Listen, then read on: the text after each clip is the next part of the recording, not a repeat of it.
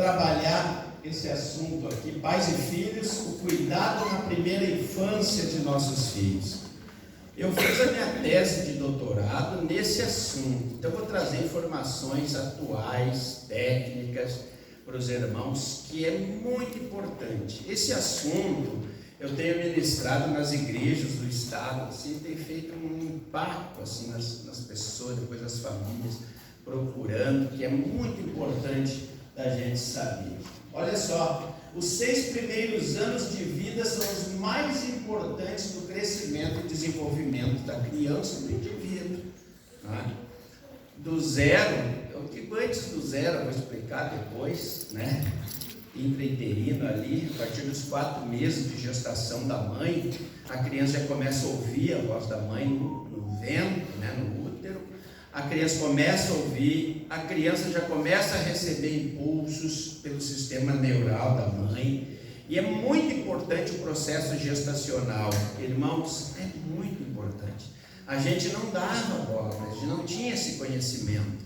Então a gente achava que, né? E aí por isso que muitos têm problemas. Eu nasci com esse problema, né? Os homossexuais falam bastante sobre isso. Porque na realidade nasceram mesmo, já começou aquela rejeição, aquele problema lá no período gestacional, por isso que hoje tem todo um cuidado pré-natal, tem todo um cuidado, mas principalmente o bem-estar psicológico da mãe nesse período é extremamente importante. É extremamente importante que aos 4 meses faça um ultrassom, descubra o sexo do bebê, coloque um nome já e converse com essa criança pelo nome já a partir da 16ª, 20ª semana de gestação. É extremamente importante. A gente diz, mas que bobagem falar que a criança...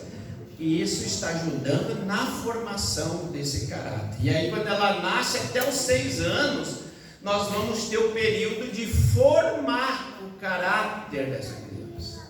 Tudo a tua vida, do que tu vive, que tu passa hoje, é fruto do que tu passou até os 6 anos. Ali o caráter certo está em pleno desenvolvimento. Essas crianças que estão aí, parece que estão longe, essas crianças estão em pleno desenvolvimento do psique. Elas são muito mais ativas, elas são muito mais, como é que se diz? Elas pegam muito mais. Elas têm facilidade, criança, de sentir um espírito, tanto maligno como de um anjo, criança que tu não vê. Por que a nova era, o satanismo, trabalha com linguagem subliminar? Que o adulto não consegue, a criança consegue ver. Tem coisas que um desenho tu não percebe, naquele desenho muitas vezes tem uma linguagem subliminar nele, e aquele desenho, para a criança, ela vê aquilo. E por isso que muitas vezes ela fala, ela sente coisas, ela sente medo, das vezes ela tem perturbações à noite, porque ela discerne. A família está sob um ataque espiritual, enfim, de uma entidade. A criança ela é sensitiva por causa do desenvolvimento do psique, da mente, tá? Ela está naquele desenvolvimento ali muito forte. Então, nós não olhávamos para isso, e hoje nós temos muitos irmãos que passam por problemas, por traumas, porque não cuidaram disso. Tem irmãos que reprimem, porque a criança nesse modelo, ela aprende mais pelo modelo de imitação.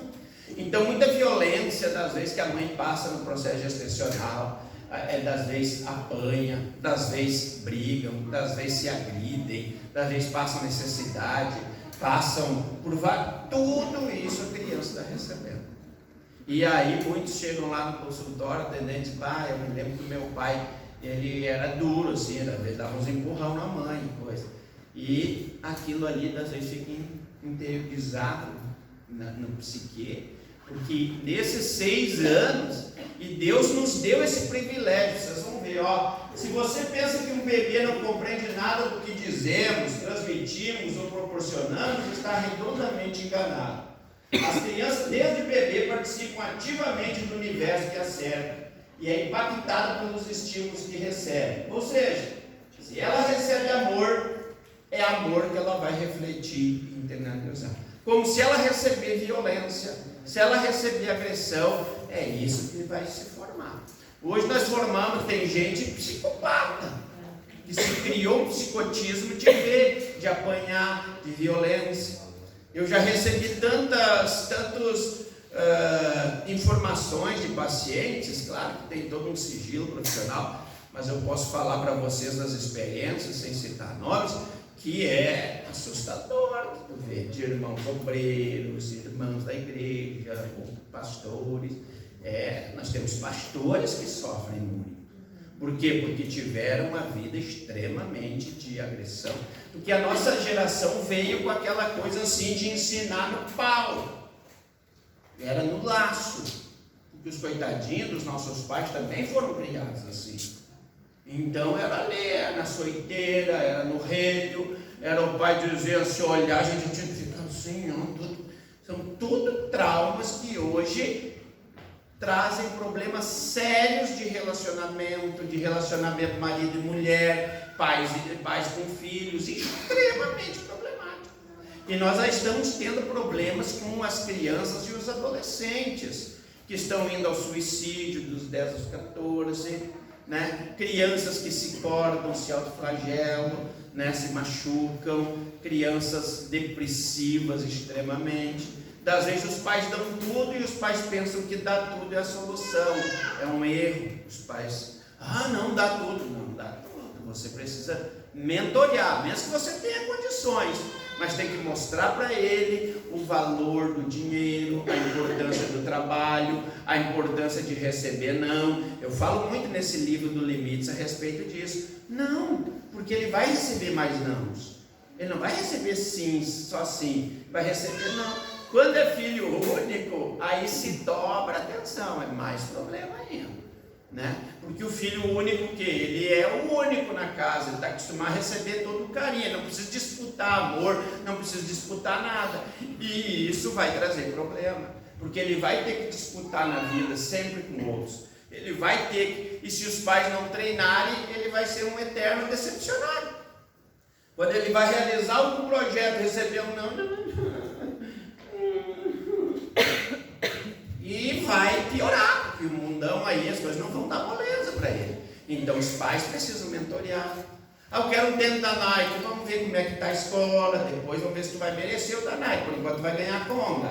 Vai a Conguinha. É assim.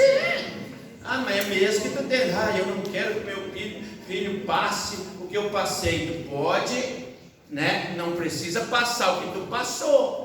Mas lembre-se que o que tu passou com dor, pois formou quem você é.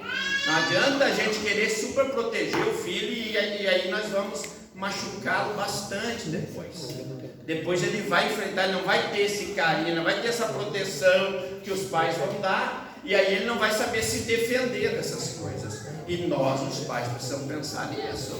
Das vezes é esperar um pouquinho, das vezes é atrasar a mesada, é atrasar as coisinhas que ele está acostumado a ganhar sempre, das vezes é não ter o que ele quer. Não, hoje não tem McDonald's, né? Vamos comer um pão com manteiga em casa. Tem que tudo isso, tem que treinar. Assim a gente fala rindo e coisa, mas irmãos, se não trabalhar isso, nós temos uma geração que está se perdendo. É triste. O smartphone está levando milhares de adolescentes para depressão, suicídio, para coisas banais, né? O smartphone, eles não largam aquilo para nada. Não brinco mais no chão, não brinco na terra, não sai fazer um exercício, e isso aí é muito prejudicial. Vamos em frente. O que é a primeira infância? A primeira infância é o período da vida que vai da gestação até os 6 anos de idade. Durante toda essa primeira infância, o desenvolvimento é muito acelerado. Que nem as crianças ali, o cérebro deles estão muito acelerados. Ali do 0 ao 100 é muito, por isso que eles são sensitivos. Por isso que eles absorvem coisas que vocês não conseguem ver. O pai e a mãe podem estar conversando lá longe, ele está brincando. Daqui uns dias ele pode sair com uma palavra usando. Da onde que ele ouviu isso? Como é que esse guri sabe? Eles estão ali brincando, nem prestando atenção, mas eles vão pegar mais do que vocês, porque o cérebro está em pleno desenvolvimento, acelerado. Por isso que se tem a educação infantil hoje. porque é para aproveitar a potencialidade da criança. Eu vou dar uns dados aqui que vocês vão ficar interessados, né? Da criança a partir dos 3 anos. É fantástico.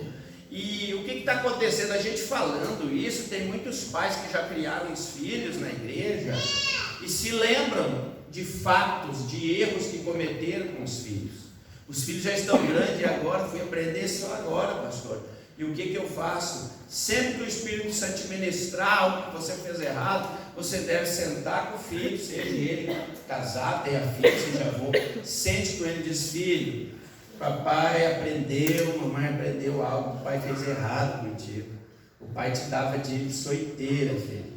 O pai era ruim para ti. O pai te chamava de danado, que tu não ia ser nada na vida.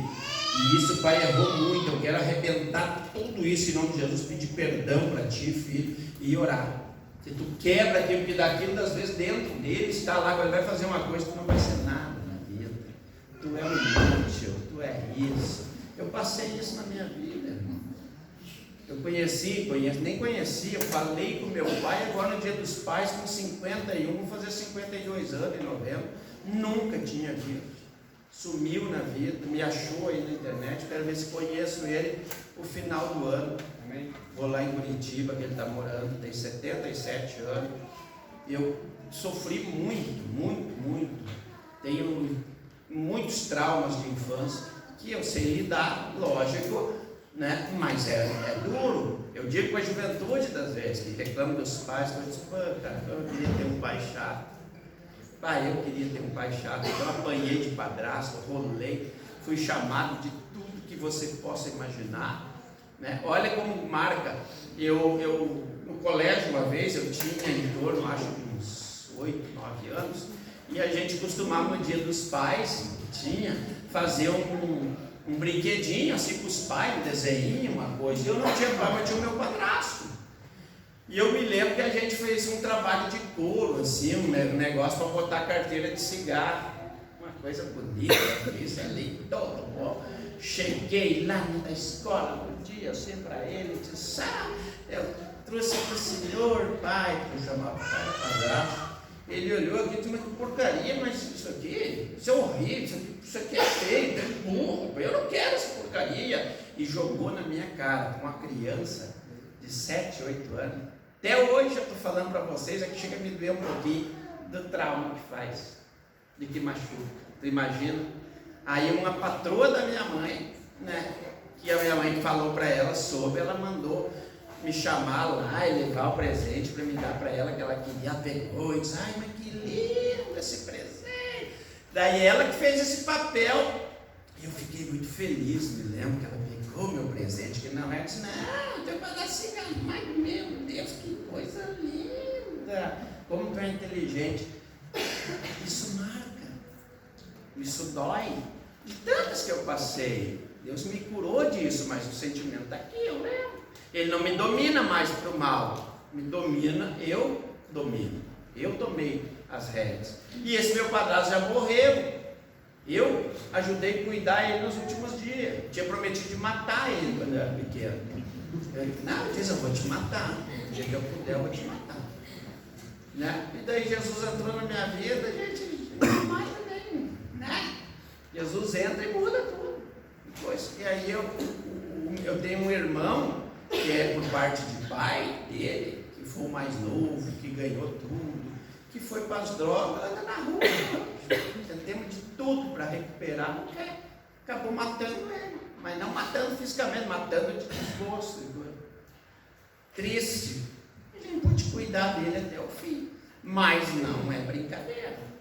Então, quando a gente tem esse conhecimento e cuida dessas crianças, nós vamos melhorar a nossa geração, né? Nós vamos melhorar os nossos filhos, nós vamos trabalhar. Não é com violência. Agora, das vezes, tu precisa pegar a varinha, mas a varinha, ela é símbolo, ela é um símbolo de disciplina. Tu nunca bata no teu filho com raiva. Se tem raiva, não bate. Deixa para dar uma varadinha, depois tu não tem raiva. Aí tu senta, ensina, diz: ó, tu vai levar uma varadinha por causa disso. O que o pai falou 3 vezes, tu não obedeceu. Tu sabe que Deus faz assim com a gente quando a gente não obedece? Olha o que diz a palavra. Instrui, depois pega, ó. fica aí 2 minutinhos. É assim. Que ele vai tomar aquela varada, ele vai ver, mas tu não vai transmitir a raiva. Quando a gente bate com raiva, tu transmite, eles recebem a raiva. E aquilo causa, não é uma mágoa, aquilo causa uma barreira com os pais que vai para a vida. Tem gente que os pais já morreram e ainda tem mágoa dos pais. É triste, não é? Então tem pais que trabalham, morre para deixar bens para os filhos. E eles deveriam deixar um valor de caráter. Tem filhos que são inimigos, que brigam na justiça por herança, que são inimigos de morte, outros que se matam por causa dos bens que os pais deixaram. Os pais trabalharam para deixar o inferno para a família. Não trabalharam no legado de deixar uma família unida. Eles que não têm nada, mas são unidos, um se ajuda, outro se ajuda, faça aquela comunhão, se reúne em seguida, um laço fortalecedor. Muita gente está perdida nisso. Não tem um tempo para a família, não tira um minuto de lazer, não tira nada. É trabalho, ou se enche de ativismo na igreja também, trabalho na igreja, trabalho fora, quando tem um tampinho em casa, já vou brincar com ele, me fala, deixa eu descansar, pelo amor de Deus, vai lá para a TV, pega, compra um videogame, fica lá o dia todo. Que desastre essa família vai sofrer. Todo esse dinheiro, esse trabalho que o pai vai ganhar, ele vai perder para tentar recuperar essa família depois. As pessoas não se abrem para parar, para mudar a rotina, para arrumar o tempo. Não tenho tempo. Vem, dorme menos então, se não tem durante o dia. Você sabia que precisa dizimar o teu tempo também? Você já dizimou o teu tempo? São 2 horas e 40 minutos, são 24 horas. Tira 2 horas e 40 para o Senhor, para a família. Tu faz isso ou não? Não, então. Está errado. Mas eu estou fazendo a obra de Deus. Quem sabe tu está fazendo grande obra de Deus e está destruindo a primazia da obra de Deus, que é a tua casa, a tua família. Eu conheço pastores que construíram, fizeram no estado, mas perderam toda a família.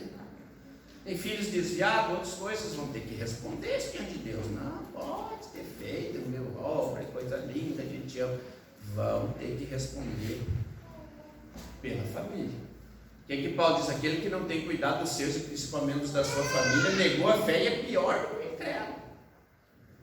Isso é sério, gente. Quando a gente trabalha, eu sou um ativista da família, eu me exponho das vezes por causa da família. Eu nessa eleição, eu estou me expondo, fazendo campanha até com o Bolsonaro, que é o que dá, é o que defende a pauta que eu defendo. Me dá uma coisa quando eu vejo um crente defendendo esse outro partido, eu fico doente. Só pode ter morrido na cabeça, não tem nada. O senhor, eu falo, eu sou um ativista da família, eu trato, gente. Não dá para entender, não entra na minha cabeça. Pastor, eu respeito, pode ter no Satanás se quiser, mas eu posso dizer que não concordo. Pelo amor de Deus. Essa gente defende, mas eu comprei casa, vai viver de casa, como uma casa lá no céu. E pelo amor de Deus, nós temos que ver isso. Vocês não sabem os projetos que esses filhos do cão têm contra as nossas crianças e contra a família. Vou dar um para vocês, a legalização da pedofilia. Você sabia que tem candidato concorrendo, bancado por grandes empresários, para fazer a lei de aprovação da pedofilia, como já tem nos Estados Unidos? Sabe o que é pedofilia? Aqueles que gostam de criancinha, de fazer sexo com criancinha. Irmãos de Deus, me ajude, eu não consigo entender isso. Um abuso, o mal que faz para a criança, para o indivíduo. E esses filhos do diabo, acho que isso aí até usa o diabo, de tão ruim que são. Eu acho que o diabo olha e diz, eu não tinha pensado nisso, porque eles pensam em umas coisas assim, que é do inferno. E aí tem crente que não enxerga na ponta do nariz. Cadê o discernimento? Cadê a oração? Cadê a leitura bíblica, o que a Bíblia fala? E aí uns metem o pau, pode meter, pode tentar, faz o que eu sei, eu sou um ativista da família. Eu estaria negando a minha fé se eu não falasse, se eu não... Não dá, gente. É demais. Esse projetos que está lá no coisa da família, lá que está no Supremo, gente de Deus. É terrível, é casamento de mãe com filha, casamento em grupo, é coisa do inferno, gente. Está lá. Se o Bolsonaro se elege, bota mais 2 ministros, equilibra aquela amplo lá naquele Supremo, mas vai botar esses filhos no campo, vai botar mais gente que defende isso. O nosso sistema judiciário já está tomado de juiz, de desembargador, gay, com problema. E eu aqui quando falo gay, não me trato o homossexual, que é uma pessoa que precisa de Jesus. Eu sou contra a homossexualidade, que a Bíblia é. E não tem, a homossexualidade vai levar para o inferno. Pode falar que tem gay, que é coração, mentira. Bobagem, fora de contexto. Vão para o inferno. Então a gente tem que receber esse pessoal, amar elas, ajudar a sair disso. Porque senão vão para o inferno. Não dá para facilitar. Não, vem para cá, agora tu pode ser gay e fazer. Não, senhor, pode vir para cá, nós amemos tudo, mas isso aí vai te levar para o inferno. Preciso se libertar disso. Vamos lá, vamos ajudar a se libertar. Senão vamos para o inferno. Esse discurso que eu estou dando aí está na internet, vocês podem me processar e me bater. Mas é a realidade. Alguém tem que falar. Alguém tem que pagar um preço, então. Mas é família. A família é a maior, a mais importante instituição de Deus na terra é a família. Se nós fortalecer a família, nós vamos evitar um monte de problema na sociedade. Se nós investir dinheiro público mais para unir família, nós vamos diminuir em violência, em morte, em tanta porcaria que se gasta aí. Até em saúde pública se gasta muito dinheiro público, porque as famílias estão doentes, as pessoas estão doentes. Você sabia que 97,5% das doenças são causas emocionais? São problemas psicológicos, maltratados, traumas e problemas? 97%. Vamos trabalhar esses lados, ver se nós não diminuímos, não melhoremos a sociedade. Mas ninguém para isso. Ah, família tem problema? Claro que tem problema, tem defeito. Mas é nesse laboratório particular de cada um é que a gente se aprende, que a gente interage, que a gente se instrui, que a gente pega a instrução da palavra para trabalhar esse ambiente. E hoje nós estamos falando aqui com os pais e esses filhos maravilhosos que vocês têm. O maior patrimônio de vocês, se não é esses aí, não é teu carro, não é tua casa, não é teu emprego, não é nada. Isso não é nada se tu não tiver essa base aí fortalecida. Então invista na tua família, invista no bem-estar, invista no lazer, invista, não é no conhecimento, invista nessa unidade da tua família. Porque Deus vai pedir para mim, antes de pedir as contas do que eu sou pastor de igreja, porque assim, Ele vai pedir: como é que está a tua família? Como é que está a tua família, pastor? Como é que está a tua esposa? É isso que eu vou ter que responder primeiro de tudo. E a gente que trabalha nesse ativismo, vocês não sabem o que o diabo ataca a gente, irmão. Vocês não sabem disso. Uma vez um demônio me prendeu realmente, e disse que ia me matar, mas me xingou muito. Um espírito maligno, de noite, orando. Sabe, pessoa desbocada, essas pessoas que estiverem desbocadas são endemoniadas, porque aquele demônio era desbocado. Ele me chamou, me humilhou. Pastorzinho, quem é tu? Não é nada, é coisa. Eu vou te matar. Tu vem aqui no meu terreno, está entrando no meu terreno. O terreno dele é as famílias, porque ele gosta de trabalhar. E eu não podia me mexer nada, eu só podia falar. E falar, eu só disse: pode tocar aí, onde quiser. Na minha alma tu não vai tocar. E eu sim, não sou nada mesmo, mas eu vou te incomodar. Fui chamado para isso. Não te mato, não, toca no meu corpo, na alma tu não toca. E fiquei assim, e eu tentando assim me mexer, para largar nada. É a coisa mais terrível, mantinha calma e foi. Até que uma luz brilhou no canto assim do quarto, e aquele demônio deu um estouro. E eu me larguei. Meu Jesus. Me atirei nos pés de Jesus naquela madrugada. Deus me visitou e falou muito comigo. Muito, muito. Que era para mim pregar, que era para mim cuidar, que Ele ia cuidar da minha família, que eu não temesse. Depois desse ataque, 1 ano depois, eu apareci câncer. E foi uma luta, até Deus falar comigo que não era para a morte. Eu estava no meio do furacão que Deus vai falar comigo. E foi, estou aqui. Das vezes é difícil, tem dias que é difícil.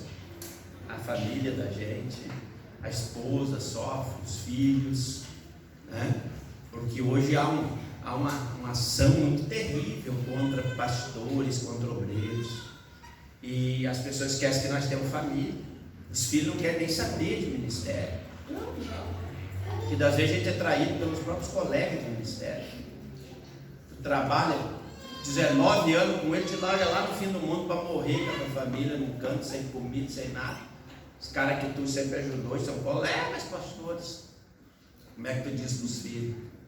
Se com ódio a gente ainda tem que dizer, não pode perdoar, é isso. Das vezes na igreja, trabalhando, correndo, filho do cão lá falando, rebeldeando, mentindo. A família da gente tudo passa ouvindo isso.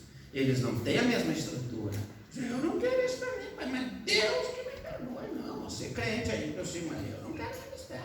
Eu não quero depender de igreja, pois pior que tem para depender de igreja. Sempre que tu ganha salário da igreja, né? Ganha, que tem, né? Das igrejas pequenas, só as grandes que ganham. E aí tu vai comer um X, bota uma foto no Face comendo um X, eles não vai lá comendo X cantismo, né? Eu não como X, rapaz, está comendo é pizza ali, né? Parece que a gente é uns vagabundos. Eu até tirei meu currículo, não vou mais mostrar o currículo, porque eu acho que uns ficam pensando que a gente quer se aparecer e eu não quero. Olha o currículo da gente, olha o que a gente trabalha, o que a gente estuda. Se a gente acha que a gente não trabalha, eles vivem falando da vida dos outros, só fofocando e falando mal. E um fala uma coisa lá e sai, não analisa como é, nada. E a gente, as famílias, eu estou tratando pastores. A minha esposa tem sofrido, coitadinho, sofrido.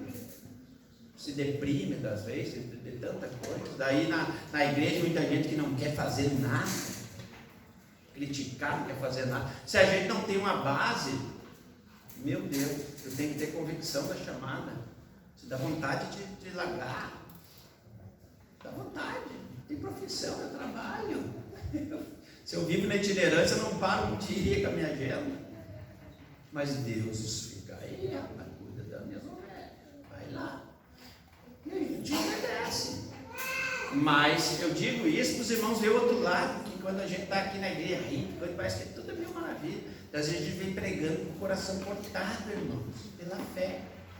Porque quando a gente abre a mente do povo, começa assim, isso mexe com os infernos, porque o diabo das vezes tem núcleo lá dentro que ele está segurando, subjugando a tua família, subjugando teus filhos, com coisa que daqui a pouco te abre o entendimento aqui, quando tu pede perdão, quando tu muda o teu comportamento, caiu aqueles demônios tudo por terra. E isso mexe no profundo. Vamos lá, tem bastante coisa. Os 3 primeiros anos de vida, incluindo a vida intrauterina, do outro, são determinantes para o desenvolvimento emocional e cognitivo de uma pessoa.